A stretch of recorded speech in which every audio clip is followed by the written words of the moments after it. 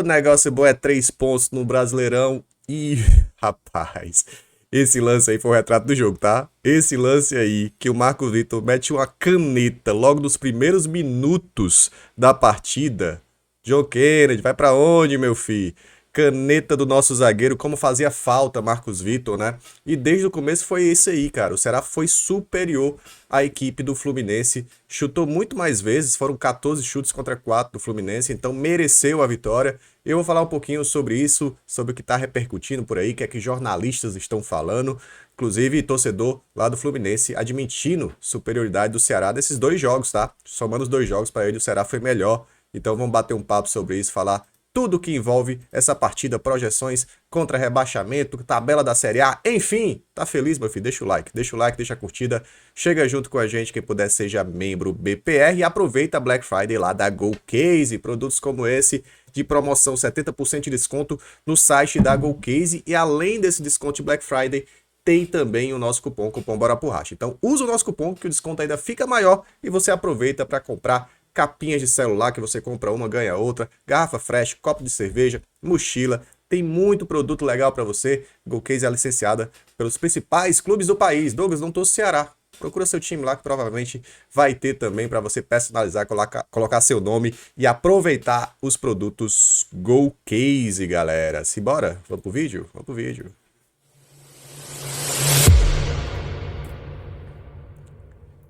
Em relação ao jogo ontem, não teve dúvida, né, cara? O Ceará foi superior à equipe do Fluminense. Quando a gente vê, inclusive, os números são claros, eles não mentem. 13 chutes aqui, de acordo com o Google, até no SofaScore tinha 14, né? Mas aqui no Google, 13 chutes para o Ceará contra 4 da equipe tricolor, contra 4 chutes em direção ao gol, né? O Ceará tem que melhorar um pouquinho a pontaria.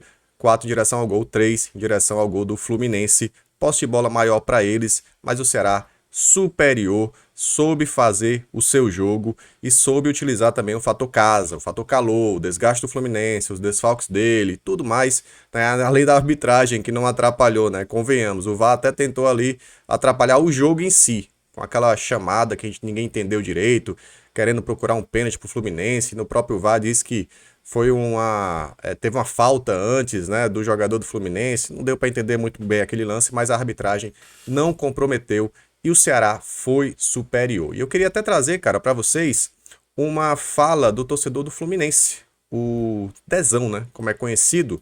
A galera me mandou esse corte, então vamos trazer aí a análise dele sobre esses 2 jogos entre Ceará e Fluminense, que foi praticamente um ida e volta, como se fosse um mata-mata, jogo lá no Rio, 1-0 Flu, jogo aqui, 2-0 Vozão.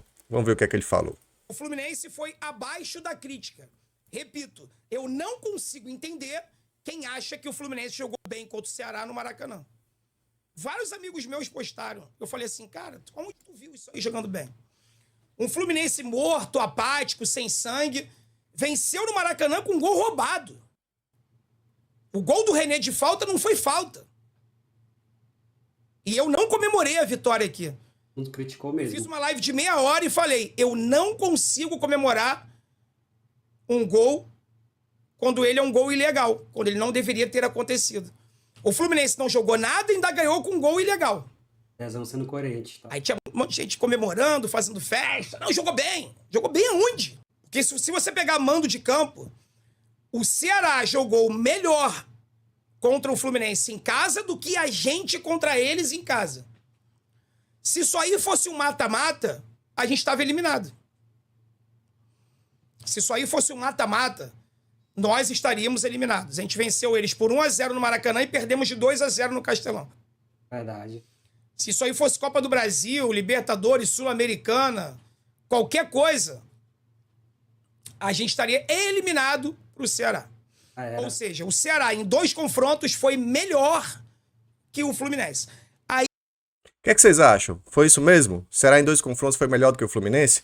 Eu achei que o Ceará jogou mal lá no Rio e o Fluminense jogou bem, tá? Na minha análise. Acho que o Fluminense jogou bem, né? Teve um bom jogo contra o Ceará que foi mal, mas de fato, em relação a gol, foi um gol roubado, né? Foi um gol roubado, assim, roubado no que eu digo, não que o árbitro teve intenção de roubar, mas ele mesmo pediu desculpas pela falta que não teve mão no lance do Marlon ali, Até pediu desculpas depois o árbitro pro Marlon.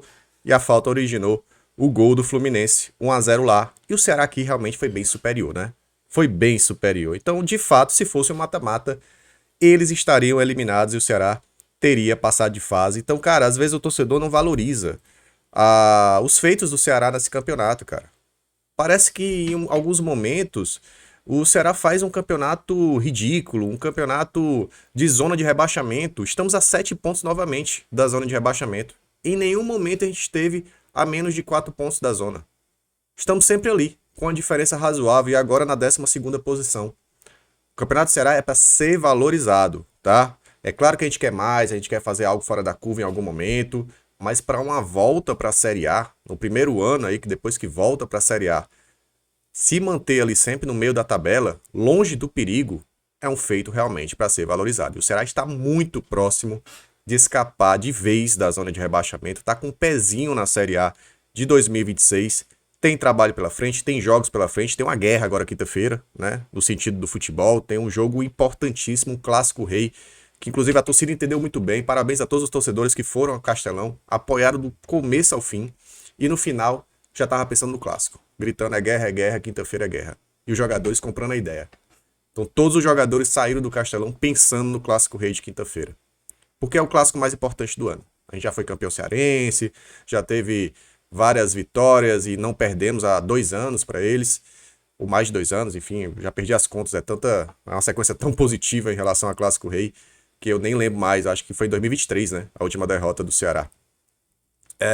Mas agora é mais uma história, né, não tem nada ganho, não tem nada garantido, é pezinho no chão, humildade, trabalhar e jogar junto, lutar junto com a torcida. Quinta-feira tem confronto importantíssimo, tá? Então o Ceará tá aí na 12ª posição, 38 pontos e tá muito vivo numa briga até pela Sula, mas vamos pensar primeiro em permanência, depois a gente vai pensando em outros objetivos. Cara, é o seguinte, vamos trazer aqui outro careca? Fique com raiva não, tá, José? Vamos trazer aqui o José Cunha, sempre com análises bem precisas aí. Finalmente parou de zicar, porque depois que ele fez o vídeo dizendo que o Ceará não cai, cravando, o Ceará perdeu 3 seguidas. Acabou-se a zica, tá, José? Se Deus quiser, acabou-se a zica. Vamos em frente, o Ceará venceu. Ele traz uma análise sobre essa retomada do Vozão. E é muito característica desse time, é muito DNA desse time do Ceará. Haverão momentos de instabilidade. O Campeonato Brasileiro é muito complicado, o Ceará tem um cobertor curto, então o Ceará tem algumas limitações, coisa que a gente fala há muito tempo. Você que me acompanha aqui sabe o quanto eu tenho falado sobre isso. O time do Ceará é um time com limitações, mas é um time confiável. É um time que faz uma campanha que não é extraordinária, mas em nenhum momento o Ceará colocou sequer o pé na zona do rebaixamento. É um time que até agora, até esse momento da competição, tem tido uma caminhada sólida no Campeonato Brasileiro. E o Ceará passa por esses momentos de instabilidade. Essa foi a segunda sequência de 3 derrotas seguidas, mas logo na sequência ele consegue uma recuperação. Aconteceu lá no primeiro turno, quando ele venceu o Cruzeiro fora de casa naquela vitória que ninguém tinha conseguido ainda. O Cruzeiro tinha quase 100% de aproveitamento em casa. O Ceará foi lá e venceu de virada a equipe mineira. Dessa vez, com 3 derrotas seguidas, no último jogo, além do resultado, o que preocupava também era a performance, era o rendimento do Ceará, que foi muito, muito abaixo do que esse time já apresentou, demonstrou no Campeonato Brasileiro contra o próprio Fluminense no meio de semana passado.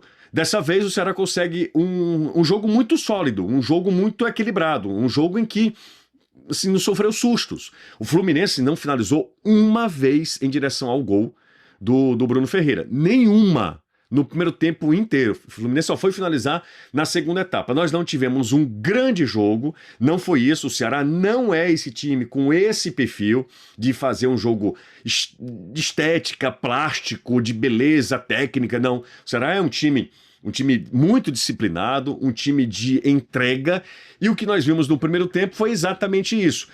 Os times do Fluminense sentindo muito a falta de jogadores que são jogadores mais talentosos, o Thiago Silva, o Samuel Xavier, que é um escape ali pelo lado direito, e principalmente falta do Lúcio Acosta, que hoje, por ter tomado o 3º cartão amarelo contra o próprio Ceará, foi desfalque da equipe do Zubeldia. Pois é, teve desfalques, assim como o Ceará também teve um desfalque importante, que foi o Marcos Vitor no jogo do Rio, E além do Dieguinho, também tá fazendo muita falta. O primeiro tempo do Ceará foi excelente, cara. Excelente. O primeiro tempo do Ceará impecável, praticamente, né? Um primeiro tempo que o Ceará soube jogar, Fernando Sobral foi muito bem, fez a jogada do gol, Galeano muito bem, finalizando de cabeça, ajudando muito na construção ofensiva. Pedro Henrique também estava muito bem, até uma desfalque provável, né? Talvez seja um desfalque aí para quinta-feira, saiu sentindo. E no segundo tempo a gente teve o Pedro Raul que se recupera da má fase, faz um golaço, fez até outro que foi anulado. E eu acho que dá aí muita moral pro Clássico Rei para quinta-feira, que vai ser de fato um grande jogo, tá bom?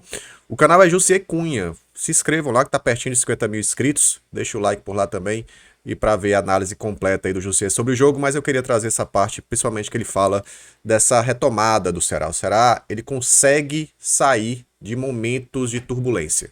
Não chegou a enfrentar nenhuma crise no campeonato. Momentos de turbulência, sim, isso acontece, é normal na Série A, depois de 3 derrotas seguidas, aí dá uma resposta grande, gigante, com uma vitória incontestável em cima da boa equipe do Fluminense, que tinha desfalques sim, mas da mesma forma que o Ceará também tinha desfalques, principalmente no primeiro jogo.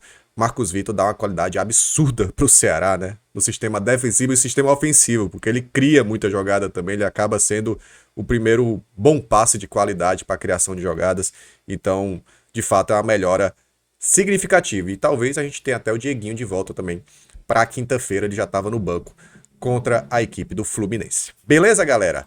Eu vou ficando por aqui, tá? Deixa o like, compartilha, manda para todo mundo aí, quem puder, seja membro BPR e segue a gente nas redes sociais, @BPRvozão, Instagram, TikTok e tudo mais, para você não perder nada, a gente tá postando muita coisa por lá também. Fechou? Valeu, bom dia a todos, vamos curtir aí o dia de vocês, tamo todo feliz, quinta-feira é guerra.